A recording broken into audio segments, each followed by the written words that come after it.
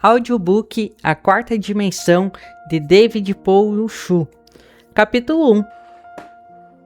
Incubação, uma lei da fé. Deus jamais produzirá nenhuma de suas grandes obras, a menos que a realize por meio da sua fé, a fé que deu a você. Supõe-se que você tenha fé porque a Bíblia diz que Deus deu a todos nós uma medida de fé. Você deve ter um pouco de fé, quer sinta, quer não. Você pode tentar sentir a fé, mas quando você necessita de fé, ela se faz presente. Está presente para o seu uso, como possuir 2 braços, quando deles necessita é só movê-los e usá-los. Não é necessário sentir que meus braços estejam pregados ou meus ombros para saber que os possuo. Há, contudo, certos modos pelos quais sua fé opera e o liga ao Pai Celestial que habita em você.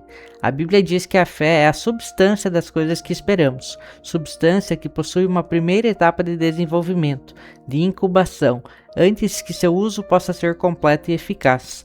Agora você poderá perguntar: quais são os elementos necessários para tornar minha fé usável? Há 4 passos básicos no processo da incubação. Primeiro, a fim de usar a sua fé, é preciso que você tenha uma visão de um objetivo claro. A fé é a substância das coisas, coisas nítidas que se esperam. Se tiver uma ideia vaga da sua meta, então estará fora de contato com aquele que pode responder à sua oração. É preciso que você tenha uma meta clara e definida. Aprendi essa lição de uma maneira muito especial. Tinha estado no ministério pastoral durante alguns meses e era tão pobre que não possuía bens materiais nenhum. Era solteiro e vivia num quarto pequeno. Não tinha escrivaninha, nem cadeira, nem cama. Comia no chão, dormia no chão e estudava no chão. Tinha de andar quilômetros e quilômetros todos os dias para poder desempenhar meu ministério e ganhar almas. Mas um dia, enquanto lia a Bíblia, fiquei tremendamente impressionado pelas promessas de Deus. A Bíblia dizia que se tão somente eu colocasse minha fé em Jesus e orasse em seu nome, eu receberia tudo o que pedisse. A Bíblia também me ensinava que eu era filho de Deus, filho do Rei dos Reis e Senhor dos Senhores. De modo que então orei dizendo: Pai, por que deve um filho do Rei dos Reis e Senhor dos Senhores viver sem escrivaninha, sem cadeira, sem cama e andar quilômetros todos os dias? Pelo menos eu poderia ter um escritório humilde, uma cadeira em que sentar e uma humilde bicicleta a fim de sair e fazer visitas. Achava que, segundo as Escrituras, eu podia pedir essas coisas ao Senhor. Ajoelhei-me e orei: Pai, agora estou orando. Por favor, envia-me uma escrivaninha, uma cadeira e uma bicicleta. Pus toda a minha fé no pedido e dei graças a Deus. A partir desse momento comecei a esperar a entrega dessas coisas. Passou um mês e não recebi resposta alguma. Passaram 2, 3, 4, 5, 6 meses e ainda continuava a esperar e nada acontecia. Certo dia chuvoso eu estava realmente deprimido. Não tinha comido nada, estava com muita fome, cansado, deprimido e comecei a reclamar. Senhor, pedi-lhe uma escrivaninha, uma cadeira e uma bicicleta vários meses atrás, e não me deste nenhuma dessas coisas. Tu vês que estou pregando o evangelho para as pessoas pobres desse bairro pobre. Como posso pedir-lhes que exercissem a fé quando eu mesmo não posso praticá-la? Como posso pedir-lhes que coloquem a fé no Senhor e vivam pela palavra e não pelo pão? Meu Pai, estou tão desanimado. Estou muito certo disso, mas sei que realmente não posso negar a palavra de Deus. A palavra deve permanecer, e tenho certeza de que vais responder-me, mas dessa vez eu simplesmente não tenho certeza de quando e como. Se vais responder a minha oração depois de eu morrer, de que me aproveitará isso? E se vais responder a minha oração, faze-o rapidamente, por favor. Então sentei-me e comecei a chorar. Subitamente senti uma serenidade, uma tranquilidade invadindo minha alma. Toda vez que me vem esse tipo de sentimento da presença de Deus, ele sempre fala de modo que esperei. Então, aquele cício suave ressoou em minha alma e espírito dizendo: Meu filho, ouvi essa oração muito tempo atrás. Exclamei abruptamente: Então, onde estão minha escrivaninha, minha cadeira, minha bicicleta? Disse-me o espírito: Sim, esse é seu problema, o problema de todos os meus outros filhos. Imploram exigindo todo tipo de coisa, mas o fazem com termos tão vagos que não posso responder. Será que você não sabe que há dezenas de tipos de escrivaninhas, cadeiras e bicicletas? Mas você simplesmente pediu-me uma escrivaninha, uma cadeira e uma bicicleta. Não pediu escrivaninha específica, nem uma cadeira e nem uma bicicleta específicas. Esse foi o ponto crítico da minha vida. Nenhum professor de estudo bíblico me havia ensinado essas coisas. Eu tinha cometido um erro que resultou num abrir de olhos para mim. Então disse eu: Senhor, realmente desejas que eu ore em termos específicos? Dessa vez o Senhor me levou para Hebreus capítulo 11. A fé é a certeza das coisas, coisas bem específicas que se esperam. Ajoelhei-me de novo e disse: Pai, sinto muito. Cometi um grande erro e te compreendi mal. Cancelo todas as minhas orações passadas. Começarei tudo de novo. Então, dei o tamanho da escrivaninha que deveria ser de mogno das Filipinas. Queria o melhor tipo de cadeira, uma cadeira de escritório de aço com rodinhas para que pudesse mover-me de um lado a outro como um manda-chuva. Falei-lhe depois da bicicleta. Dei minha consideração a esse assunto porque há tantos tipos de bicicletas, coreanas, japonesas, formosianas e alemãs, mas naqueles dias as bicicletas coreanas e as japonesas normalmente eram muito franzinas, e eu queria uma bicicleta forte e maciça. E como as bicicletas de fabricação norte-americana são muito boas, orei dizendo: Pai, desejo uma bicicleta fabricada nos Estados Unidos, com algumas marchas para que eu possa regular a velocidade. Encomendei essas coisas em termos tão específicos que Deus não poderia cometer erro algum em entregá-las. Então realmente senti a fé fluir do coração e regozijei-me no Senhor. Nessa noite, dormi como uma criança. Mas ao despertar às 4:30 da manhã seguinte, a fim de preparar-me para a reunião de oração matinal, repentinamente descobri que meu coração estava vazio. Na noite anterior eu tinha toda a fé que há no mundo, mas quando dormia, a fé bateu asas e me deixou. Não sentia nada no coração. Disse: Pai, isso é horrível. Uma coisa é ter fé, mas é totalmente diferente conservar essa fé até receber a resposta. Esse é um problema comum a todos os cristãos. Podem escutar por algum tempo algum pregador excelente e ter toda a fé que há no mundo, enquanto a ouvem, mas quando chegam a casa já perderam tudo. Sua fé bate asas e voa. Nessa manhã, lendo a Bíblia à procura de uma passagem especial para pregar, repentinamente meus olhos caíram em Romanos 4,17. Deus que vivifica os mortos e chama à existência as coisas que não existem. Meu coração pegou-se a essa passagem e ela começou a queimar minhas entranhas. Disse a mim mesmo: acho que podia simplesmente chamar à existência aquelas coisas que não existem como se existissem, como se já as possuíssem. Eu tinha recebido a resposta ao problema de como conservar a minha fé. Corri para a tenda que nos servia de igreja, onde as pessoas já haviam começado a orar, e depois de cantarmos alguns hinos comecei a pregar. Expus-lhe essa passagem bíblica e disse: Irmãos, pela bênção de Deus, já tenho uma escrivaninha de mogno das Filipinas, uma linda cadeira de aços com rodinhas e uma bicicleta com marchas de fabricação norte-americana. Louvado seja o Senhor, já recebi todas essas coisas. As pessoas ficaram a olhar-me de boca aberta, pois sabiam que eu era totalmente pobre, e gabavam-me dessas coisas e não podiam acreditar no que ouviam. Pela fé, realmente louvava a Deus, e fazendo justamente o que a palavra de Deus ordena. Depois do culto, enquanto saíam, 3 rapazes seguiram-me e disseram: Pastor, queremos ver as suas coisas. Fiquei aterrado, porque não tinha contado com a possibilidade de ter que mostrar minhas coisas. Todos os membros da igreja moravam em um dos bairros mais pobres, e se percebessem que seu pastor lhes havia mentido, meu ministério ali estaria terminado. E os jovens não estavam dispostos a voltar atrás. Achava-me em uma terrível situação e comecei a orar. Senhor, desde o princípio essa não foi minha ideia. Foi tua ideia que eu lhes dissesse isso. Simplesmente te obedeci e agora estou em apuros. Falei-lhes como se fosse dono das 3 coisas. Que explicação posso lhes dar agora? Tu precisas ajudar-me como sempre tens feito. Então o Senhor veio em meu auxílio, e uma ideia começou a flutuar em meu coração, de modo que lhes disse resolutamente: venham ao meu quarto e as verão. Todos foram e começaram a olhar ao redor procurando a bicicleta, a escrivaninha e a cadeira. Disse eu: não procurem essas coisas, eu lhes mostrarei mais tarde. Apontei o dedo para o Sr. Park, que agora é pastor de uma das maiores igrejas da Assembleia de Deus da Coreia, e disse: far-lhe algumas perguntas. Se você puder responder as minhas perguntas, mostrar-lhe-ei todas essas coisas. Por quanto tempo você esteve no ventre de sua mãe antes de vir ao mundo? Ele coçou a cabeça e disse: bem, 9 meses. Respondi então: o que fez você durante 9 meses no ventre da sua mãe? Cresci. Mas prossegui: ninguém o via. Ninguém podia ver-me porque eu estava dentro da barriga da minha mãe. Então eu disse: ainda no ventre da sua mãe, você era o mesmo bebê que nasceu para o mundo. Você respondeu corretamente. À noite passei, ajoelhei-me aqui e orei ao Senhor, pedindo a escrivaninha, a cadeira, a bicicleta, e pelo poder do Espírito Santo concebi essas coisas. É como se estivesse dentro de mim, crescendo nesse momento. E são tanto escrivaninha, cadeira e bicicleta como quando forem vistas pelas pessoas na época de sua entrega. Eles começaram a rir a não mais poder. Disseram: essa é a primeira vez que já vimos um homem grávido de uma bicicleta, uma escrivaninha e uma cadeira. E saindo do meu quarto começaram a espalhar por toda a cidade o rumor de que o ministro estava grávido de uma bicicleta, uma cadeira e uma escrivaninha. Mal podia andar pela cidade. As mulheres se juntavam olhando para mim e davam risadinhas. E alguns jovens travessos da minha igreja chegavam a mim no domingo, tocavam meu estômago e diziam: pastor, quantos meses faltam? Mas naqueles dias todos, eu sabia que tinha tais coisas crescendo dentro de mim. Leva tempo, assim como uma mãe leva tempo para dar luz ao filho.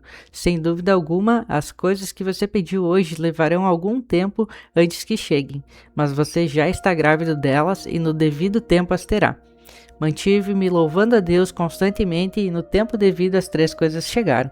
E chegaram exatamente como encomendadas. A escrivaninha era de mogno das Filipinas. A cadeira era japonesa, fabricado pela companhia Mitsubishi, e tinha rodinhas para que eu pudesse mover-me, e a bicicleta de segunda mão era norte-americana e tinha várias marchas.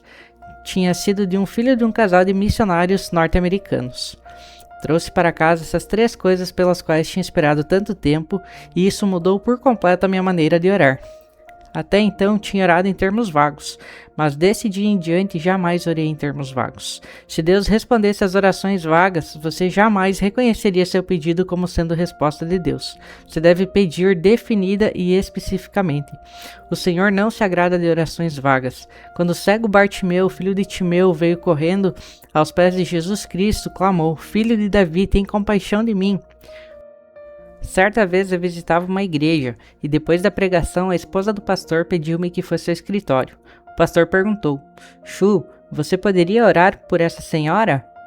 De que necessita ela? Perguntei. Bem, ela deseja casar-se e ainda não encontrou marido. Peça-lhe que entre. De modo que uma solteirona de mais de 30 anos entrou. Perguntei-lhe: Irmã, por quanto tempo tem orado pedindo um marido? Por mais de 10 anos, respondeu ela. Por que Deus não respondeu essa oração nesses 10 anos? Perguntei. Que tipo de marido vocês têm solicitado? Bem, isso fica com Deus. Ele sabe de tudo, respondeu ela, sacudindo os ombros. É esse o seu erro. Deus jamais opera por si mesmo, mas somente por nosso intermédio. Deus é a fonte eterna, mas Ele somente opera por meio dos nossos pedidos. Você realmente deseja que eu ore por você? Sim. Muito bem. Traga-me um papel e lápis e sente-se à minha frente. Ela sentou-se e eu disse: se você escrever as respostas às minhas perguntas, orarei por você. Pergunta número 1. Você realmente deseja um marido? Mas que tipo de marido quer? Branco, asiático ou preto? Branco. Muito bem, escreva isso. Número 2. Você deseja que seu marido tenha 1,80 m de altura ou pode ser mais baixo? Desejo um marido alto. Escreva isso. Número 3. Você deseja que seu marido seja esbelto e de boa aparência ou simplesmente agradável e gordo? Quero que seja magro.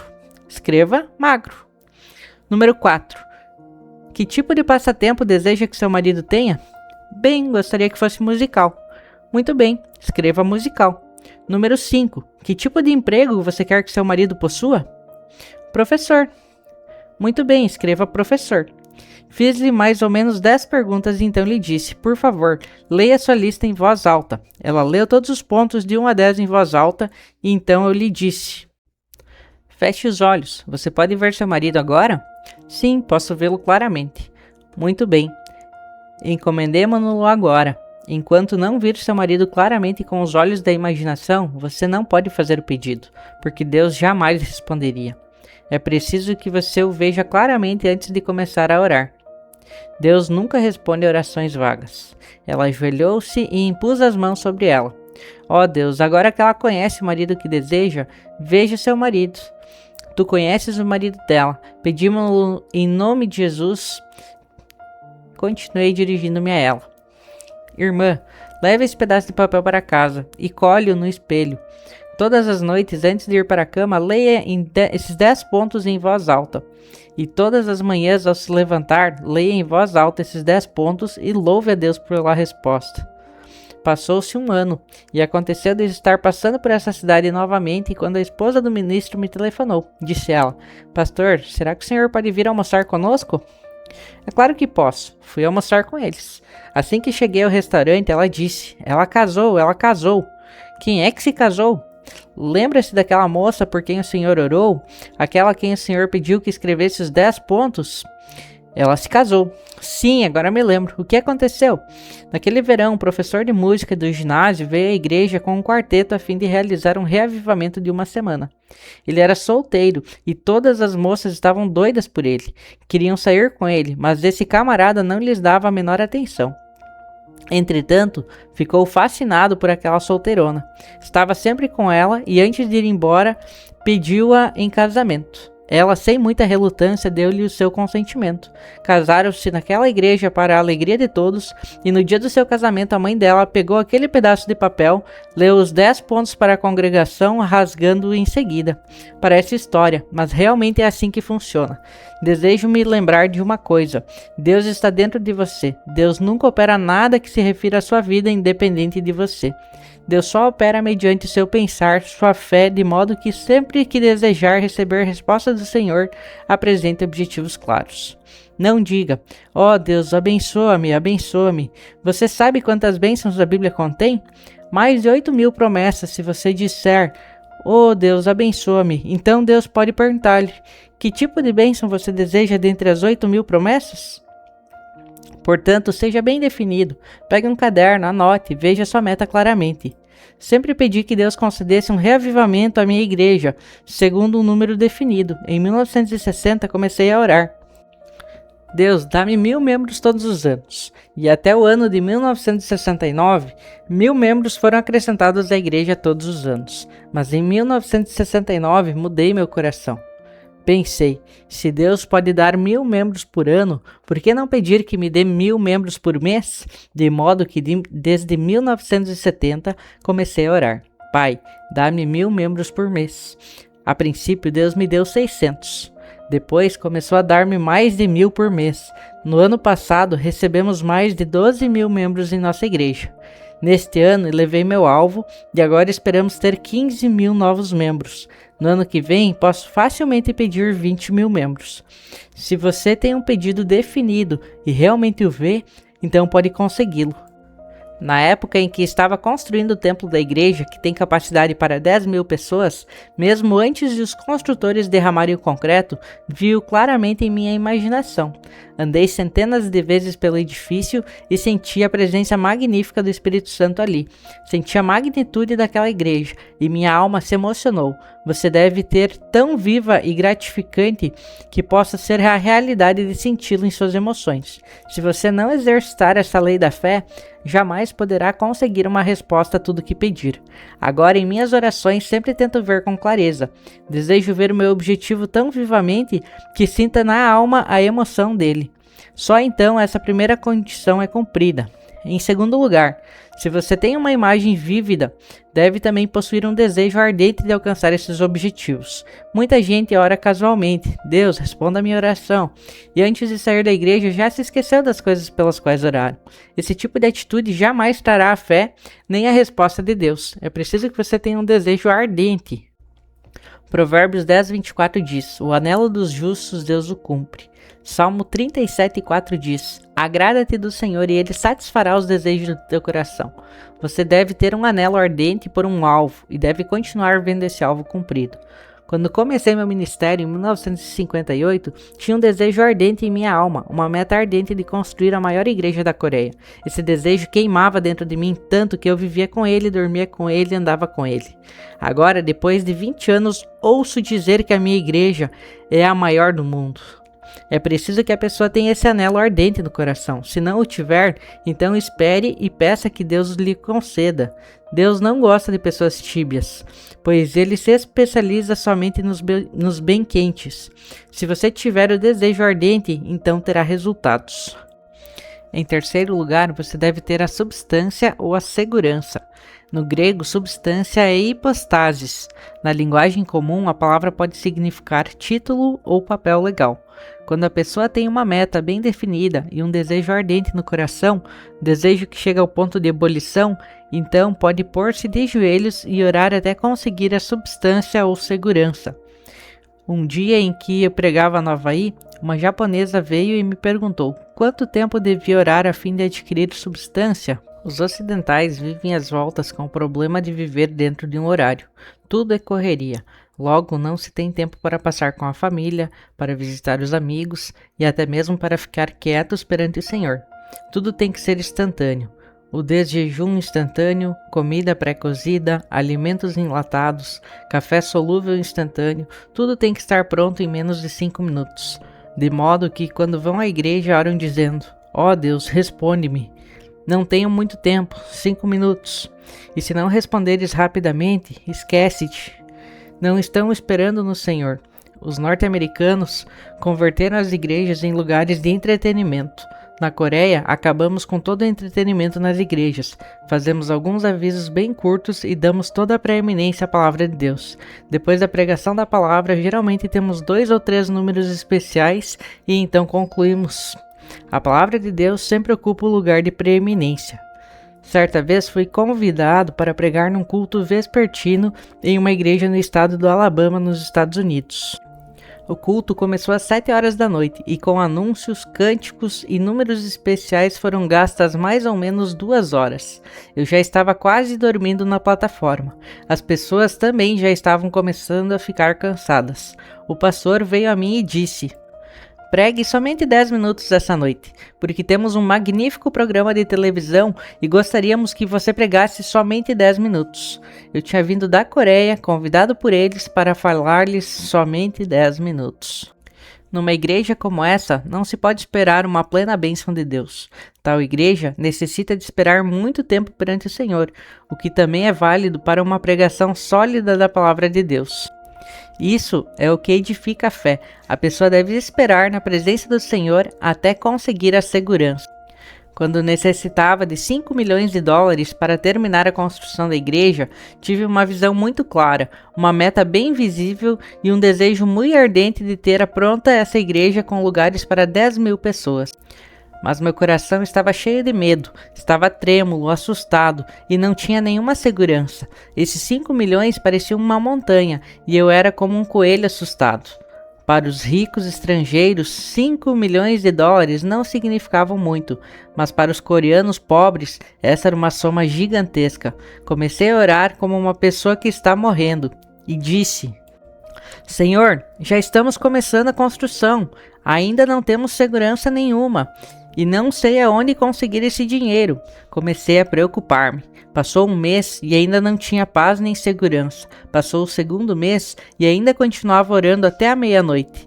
Podia sair da cama e ir para um canto chorar com o coração despedaçado.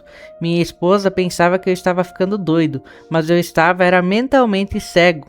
Ficava em pé, parado, sem falar nem pensar, somente fazendo girar na cabeça os 5 milhões de dólares. Certa manhã, depois de orar intensamente por 3 meses, minha esposa me chamou. Querido, o desjejum está pronto. Ao sair do escritório e quase no preciso momento em que me sentava à mesa na sala de jantar, os céus se abriram e uma tremenda bênção derramou-se sobre mim. A substância e a segurança me foram concedidas à alma. Saltei da cadeira e comecei a gritar: consegui, consegui, consegui! Minha esposa saiu correndo da cozinha e quando olhei para o seu rosto, percebi que ela estava toda pálida. E ela estava espantada e levando-me de lado disse: querido, o que aconteceu com você? Você está bem? Sente-se. Consegui! Consegui o quê? Consegui 5 milhões de dólares, assegurei-lhe com firmeza. Você está realmente louco, disse ela. Mas querida, tenho esses 5 milhões de dólares dentro de mim. Estão crescendo agora. Oh, dentro de mim estão crescendo. Subitamente, esses 5 milhões de dólares tinham se transformado em um pequeno pedregulho na palma da minha mão. Orei com segurança. Minha fé os agarrou e nada fiz além de lançar mão deles. Eram meus.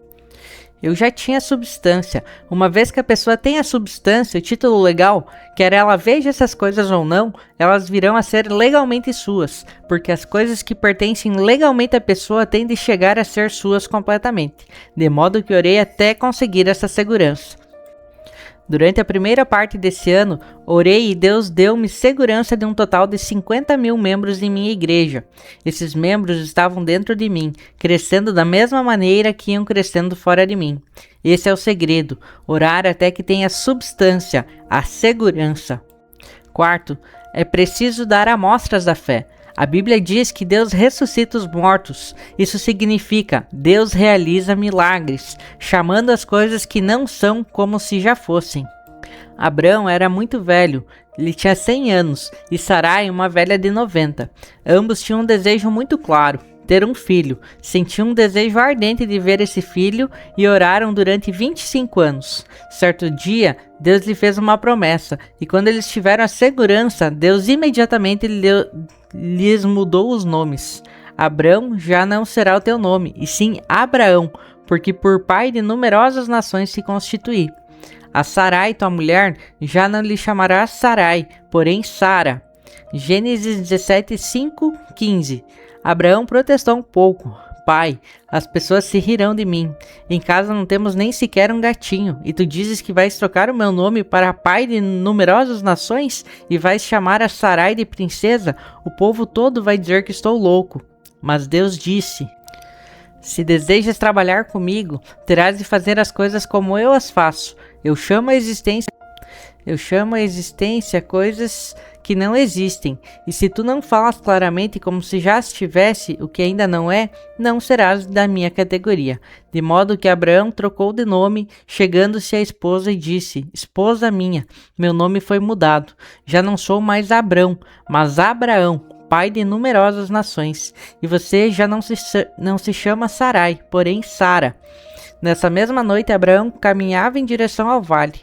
Sara, que já tinha aprontado a janta, chamou o marido. Abraão, a janta está pronta. Essas palavras ressoaram por todo o povoado. Os aldeões pararam de trabalhar e olharam uns para os outros. Escutem só isso. Chamam-no de Abraão, o pai de numerosas nações. Pobre Sarai, está tão ansiosa por um filho, sendo já velha de 90 anos, que começou a chamar o marido de pai de numerosas nações. Deve ter perdido o juízo. Que pena. Então ouviram uma forte voz de barítono que dizia: querida Sara, já estou indo. Que? Tornaram a perguntar os aldeões. Sara, a princesa, a mãe de muitos filhos? Aconteceu o mesmo a Abraão. Os dois ficaram loucos. Mas Abraão e Sara não fizeram caso dos comentários dos vizinhos. Chamaram um ao outro de pai de numerosas nações e princesa. E exatamente como chamaram um ao outro, exatamente como deram testemunho da sua segurança, tiveram um filho muito formoso, ao qual chamaram Isaque, que significa riso. Irmãos e irmãs, desejam vocês ver um sorriso nos rostos? Desejam ver sorrisos nos de sua casa? Desejam ver sorrisos em seus negócios e igrejas? Usem a lei da fé. Então poderão ver o nascimento de muitos Isaques em suas vidas. Os milagres não são produzidos por meio de uma luta cega. Há leis no reino espiritual e você tem no coração recursos inesgotáveis. Deus mora dentro de você, mas Deus não vai fazer nada por você a menos que o faça por intermédio da sua própria vida. Deus quer cooperar com você para a obtenção de grandes coisas. Deus é o mesmo, porque Jeová nunca muda. Mas enquanto a pessoa não mudar, Deus não pode manifestar-se a ela. Deus usou Moisés, Josué e outros homens de fé gigantesca. Mas ao morrerem Moisés e Josué, e não nascerem outros homens como eles, o povo começou a desviar-se e Deus parou de manifestar o seu poder. Deus deseja manifestar-se mediante você hoje, assim como ele se manifestou mediante Cristo 2000 anos atrás. Ele é tão poderoso quanto era antes e depende de você. Afirmo que posso construir uma igreja para 10.000 pessoas na Coreia, no Japão, na Alemanha, nos Estados Unidos ou em qualquer outra parte, porque a visão de uma igreja tão grande não está no exterior, mas no interior da pessoa. O que é engendrado em seu coração e mente está pronto para realizar-se em seu ambiente e circunstâncias. Vigie seu coração e mente mais do que qualquer outra coisa. Não procure encontrar a resposta de Deus em outra pessoa, porque essa resposta vem a seu espírito e por meio do espírito ela se materializa em suas circunstâncias. Clame pela palavra de segurança e a proclame, pois sua palavra se espalha e cria. Deus falou e todo o universo se formou. Sua palavra é o material que o Espírito Santo usa a fim de criar. Portanto, ordene, pois isto é muito importante. A igreja hoje perdeu a arte de dar ordens. Nós, os cristãos, estamos nos tornando mendigos perenes, pois mendigamos constantemente. Às margens do Mar Vermelho, Moisés implorou: ó Deus, ajuda-nos, os egípcios estão chegando. Deus o repreendeu dizendo: Moisés, por que clamas a mim? Ordena e as águas do mar se dividirão. Há tempo de orar, mas também é tempo de dar a ordem. Deve orar em seu quarto secreto, mas ao sair para o campo de batalha você sairá a fim de proferir a palavra de ordem de criação. Quando lemos a vida de Jesus Cristo, vemos que ele sempre estava dando ordens. Orou a noite toda, mas ao sair para a linha de frente mandou que o povo fosse curado. Mandou que o mar se acalmasse. Ordenou que o diabo saísse das pessoas. E seus discípulos fizeram exatamente a mesma coisa ao mendigo. Pedro ordenou: não possuo nem prata nem ouro, mas o que tenho isso te dou. Em nome de Jesus Cristo Nazareno, anda. Atos 3:6. Ao cadáver de uma senhora, Pedro ordenou: apruma-te direito sobre os pés. Atos 14:10. Eles deram a palavra criadora. A Bíblia manda curar os doentes. Diz-nos a Bíblia em Tiago: e a oração de fé salvará o enfermo. Deus pede-nos claramente que curemos os doentes, de modo que em minha igreja cura os enfermos, guiado pelo Espírito Santo. Apresento-me perante os irmãos e clamo: estáis curados, levantai-vos. Peço que a saúde se manifeste e as dezenas e centenas de pessoas recebem a cura. Alguns meses atrás estava dirigindo uma reunião na Austrália.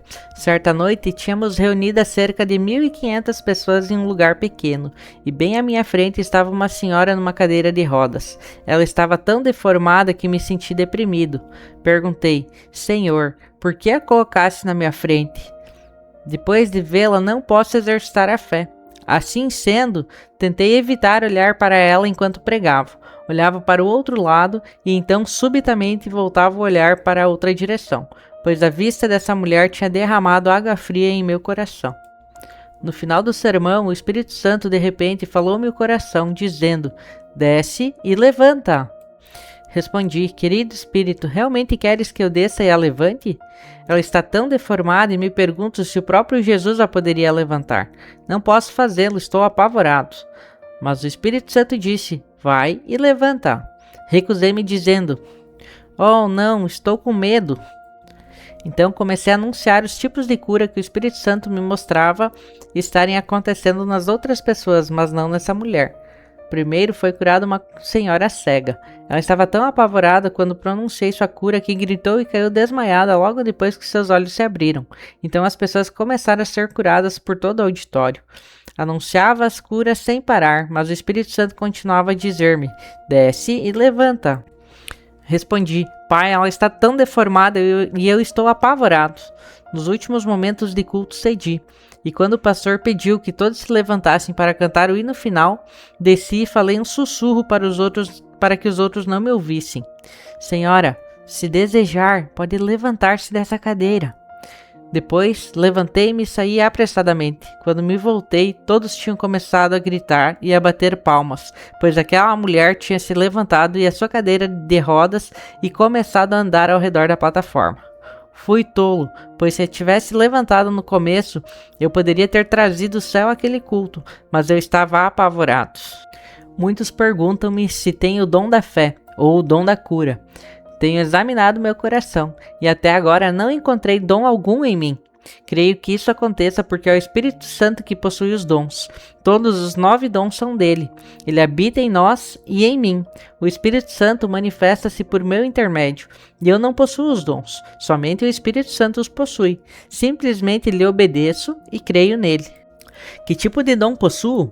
Vou lhe dizer qual é o único dom que eu tenho. O dom da ousadia. Com o dom da intrepidez, simplesmente saiamos pela fé. Então o Espírito Santo nos segue. A Bíblia não diz que o sinal seguirá à frente de nós, mas que o sinal seguirá depois de nós. É preciso que a pessoa vá em frente para que o sinal possa seguir-se. Permaneça na lei de incubação e por toda a vida observe sinal após sinal seguindo o seu caminho de fé. Os recursos estão dentro de você, e agora você conhece os elementos necessários na incubação a fim de tornar sua fé usável. Consiga uma meta e objetivos claros. Tenha um desejo que queime ao ponto de ebulição, e então ore até que tenha substância, a segurança. Depois comece a proferir a palavra de ordem pela qual recebeu a segurança.